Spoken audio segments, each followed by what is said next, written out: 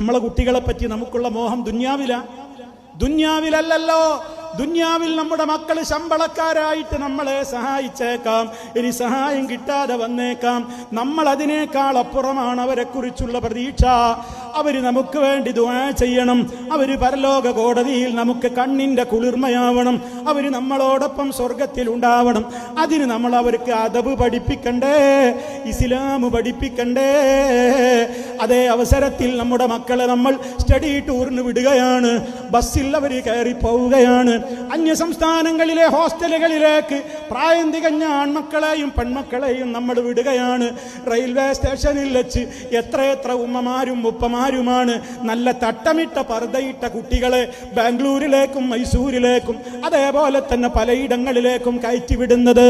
ബാപ്പയും ഉമ്മയും സ്റ്റേഷൻ വിട്ട് കഴിയുമ്പോഴേക്ക് ഈ ട്രെയിൻ അങ്ങ് നീങ്ങിപ്പോകുമ്പോഴേക്ക് അടുത്ത സ്റ്റേഷനിൽ എത്തുന്നതിന്റെ മുമ്പേ മക്കൾ അവരുടെ പർദ്ദ ഊരി ബാഗിലേക്ക് തള്ളി, മഫ്ത ഊരി അത് ബാഗിലേക്ക് തള്ളി. പിന്നെ അവിടെ നടക്കുന്ന രംഗങ്ങൾ അപ്പുറത്തെ സ്റ്റേഷനിൽ നിന്ന് ചില ആൺമക്കളും കയറിയിട്ടുണ്ട്. അവരടുത്തിരുന്നു കൊണ്ട് ചെയ്യുന്ന ക്രിയകൾ കണ്ടാൽ ഒരു മനുഷ്യൻ അത് നോക്കിയിരിക്കാൻ ധൈര്യം വരുമോ? എത്ര ഗൗരവത്തോടെയാണ് റെയിൽവേ സ്റ്റേഷനുകളിൽ വെച്ച് ഇതൊക്കെ നടക്കുന്നത്, ട്രെയിനിന്റെ കമ്പാർട്ട്മെന്റുകളിൽ നടക്കുന്നത്, ബർത്ത് സീറ്റുകളിൽ നടക്കുന്നത്. അതേപോലെ തന്നെ രാത്രി കിടന്നുപോയി സഞ്ചരിക്കുവാനുള്ള വലിയ വലിയ സംവിധാനങ്ങളുള്ള ബസ്സുകളിൽ ഈ റൂട്ടിലൂടെ പോകുമ്പോ ഇവിടെ നിന്ന് മൈസൂരിലേക്കൊക്കെ പോകുന്ന വാഹനത്തിൽ അതേ കിടന്നു പോകാനുള്ള സംവിധാനം വരെ ഇല്ലേ? അതിലൊക്കെ കാട്ടിക്കൂട്ടുന്ന എത്രയെത്ര വിക്രിയകളാണ് ഇന്നും അതാ വാട്സപ്പുകളിൽ പരസ്യമാണ്.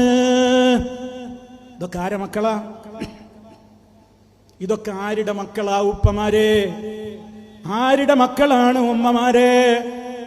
ഫോണും നല്ല ഫോണും കൊടുത്തു, എല്ലാ സംവിധാനങ്ങളും കൊടുത്തു. അവരവിടെ പോയിട്ട് ഹോസ്റ്റലിൽ പിന്നെ മറയില്ല, അവിടെ പഠിക്കുന്നിടത്ത് മറയില്ല. അവര് പിന്നെ ഒരുമിച്ച് താമസിക്കുകയാണ്.